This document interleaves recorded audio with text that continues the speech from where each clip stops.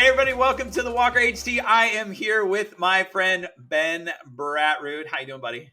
Doing great. How you doing? I'm doing well. Thank you for asking me. Yeah, Appreciate that. absolutely. Ben is one of the good ones. I mean, this is probably a little nepotistic because he's also my nephew, but he is a top dog in the mortgage industry. He's smart.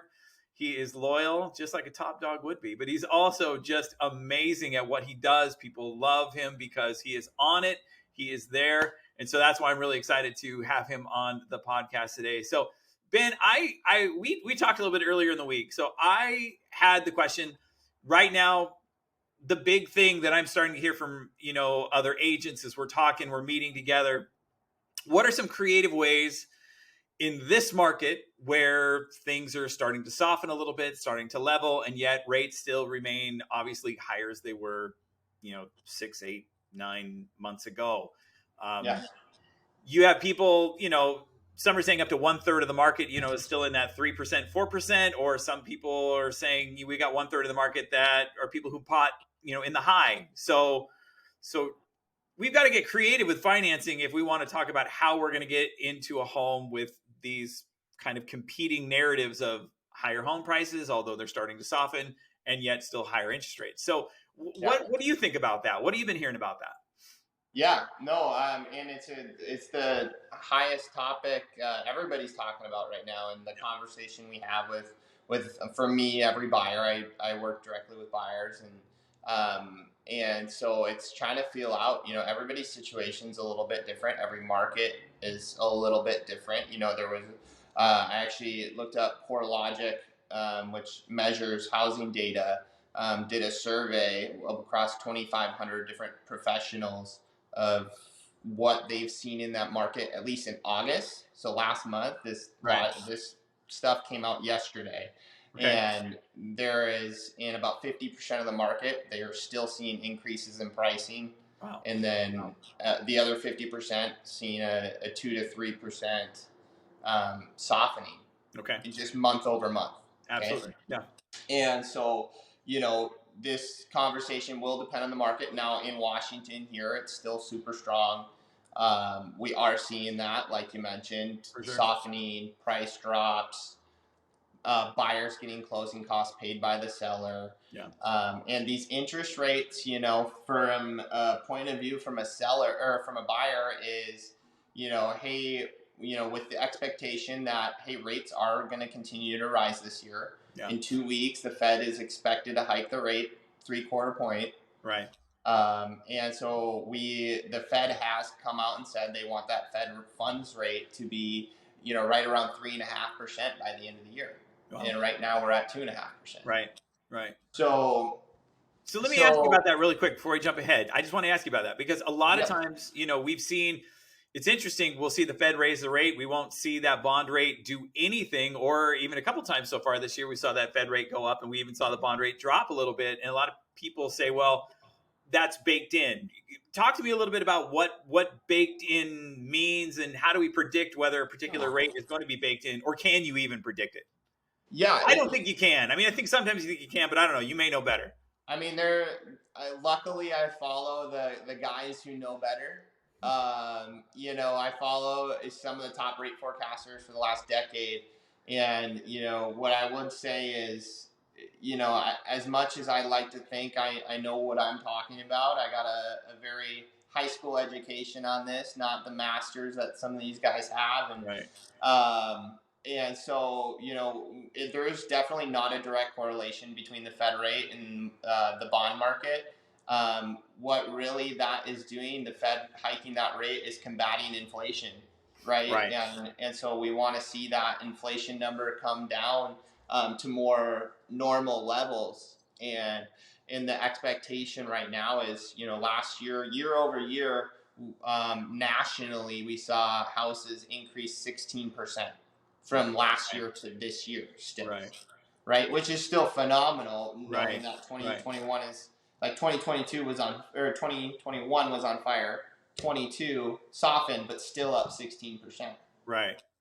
And we're expecting next year from now until then to be right around 3.8% to 4% increase, not decrease, increase.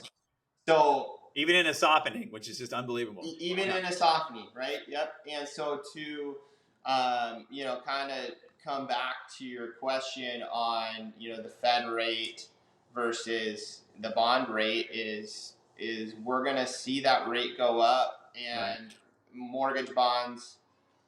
The answer to that is kind of you roll with the punches Right. and know that the purpose and what the Fed has communicated is that yes, we want to curb that inflation, and once they feel like we've curbed it enough, they're gonna lay off of it. Right. Okay, Right. and so that, bringing back to the other conversation of, for a buyer, is to say, yeah, rates are going to be high. They're not. I mean, historically, they're great. We've all heard our Right. grandparents Right. and the baby boomers talk about their 18 to 25% rates. Right. But nowadays, like the millennial generation, Right. since they've entered in the last 5 years into buying houses, because all Right. of them wanted to live with their moms for so long. Right. Well, I mean, and that's the same thing. Before I got into real estate, because I got into real estate back in 2008. Yeah. I was in mortgages, 2001, and it was the same thing. When we were selling 6 and 7%, we'd start to complain and be like, "Oh, 6.5, this is terrible." And the old schoolers would come in and they'd be like, "I was selling 12, kid." I'm like, "All right, well, but houses were, a little bit different back then too." But I mean, yeah, it washes out. So, okay, so to that point, when we talk about creativity, because there is no crystal ball, right? We just have the forecasters of what it is. We know the Fed would like to do, and they're going to use the mechanisms that they have in place to be able to do that. And what I've been hearing is they're basically volunteering America for a pinch. They're just saying, "Hey, you guys are you're gonna feel it." That's the way it works. So talking about buying a home then in this market and being strategic about it, the conversation has gone towards, buy downs, using, seller paid concessions to buy down the buyer's rate. Other strategies like that. Have you seen that? I mean, obviously you have. How is that working out? Are there specific situations where it works out better for others? How's that look? Yeah. Yeah. So, when I'm talking to my buyer, everybody, the person that relates to is, we're doing that one of two ways of evaluating if that's a good deal for our buyer. And one is, hey, do we need it to qualify? Right. Okay. Right. That we want to make sure we can close on that house from day one when we're negotiating. Right. Or two, hey, what are we comfortable with on monthly payment? How much are we taking away from the equity in the home? Right. Okay. To apply towards that rate, because being realistic, this product, I mean, it's a good product still. We're selling 5.75, 6.125 rates, anywhere between there right now. Still a good product, but it's a temporary product. Right. Anybody that's bought, the average mortgage lasts 3 years, and that's because somebody either sells or they refinance. Right. And so knowing that the Fed has communicated that they are going to increase rates until they start to see this inflation curve. Right. We're going to see them lay off of that. Yeah. And, I am willing to hang my hat on some of the experts I follow who've, they've said, hey, in the next 12, they've said next 12 to 18 months, we're going to see another mini refinance boom, because we're going to see those rates drop again. Right. And, for me, I'm just saying 12 to 24 months. My clients, as long as they can afford that payment and they're not, house broke, right? That's the key. And so everybody is a little different, but that's ways buyers are using to feel comfortable getting into those higher price homes with the higher rates. Sure. Yeah. No, that's awesome. I mean, that's what it's not a one size fits all for everybody. Right. And it is. There are ways of being strategic, but that's one of the things that we do as professionals. You as a mortgage professional, myself as a real estate professional, is saying, listen, we're weighing out, risk reward here, and the one thing that I've been saying to a lot of people who are FHA buyers and VA buyers, 6-7 months ago, they were just, every single time they were just getting smoked. I mean, they just weren't even in the conversation. So now all of a sudden I'm able to go back and say, listen, you're a part of the conversation now. And listen, it's not that you weren't a great person. It's not even that you were fully qualified. It's just the way the market was going. They had so many offers. They could just take the cream of the crop, one they knew that was just going to completely work, wasn't going to be a problem, zero effort, zero stress, get in, get out. Well, now that conversation has changed. Days on market are hanging out a bit longer. So you were FHA, you're, VA. Now all of a sudden you're a part of the conversation again, and you're not having to take, and this is what, unfortunately, I think some people did in this last little rush in the last 12 months. They took the house they could get, not necessarily the house they wanted. Yeah.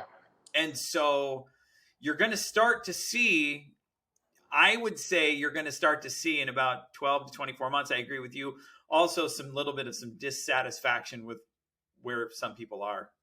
Yeah. And they may want to reevaluate that move. Some may want to stick to it. It's just going to depend on the capacity. So I really do see kind of a real, just kind of a chaos coming in the next 24 months of just inventory, rate reduction, where it's just going to be a lot of things going on. So I appreciate what you're saying about, you've got to be able to calculate that risk of, hey, do we want to use the buy down? Does it actually make sense? Or do you want to just hang in there?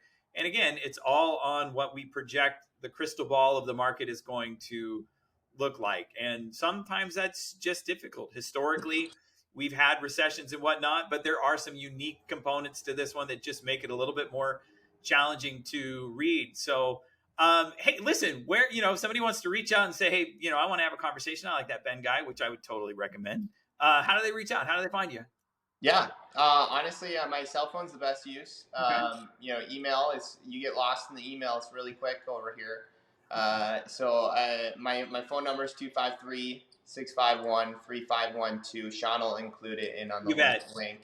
I will post that it. Email does work too. It's just not as quick as response, but yep, and those are the best options, really. And honestly, if it's just a chat or you want to share your opinion on the market, I'd be happy to hear your opinion as well. Oh, I don't know if you want to open to that one. That's good. All right, he's willing to talk. Yeah, hey, Ben, that was awesome. And hey, we will, like I said, I'm bringing on the best and the brightest. So next month we'll have Ben back on. So if you have any questions, put them in the comments below. I'll make sure that those get forwarded to him and his team as well. So, hey, this is the Walker HT. Glad you stopped by. We'll talk to you later.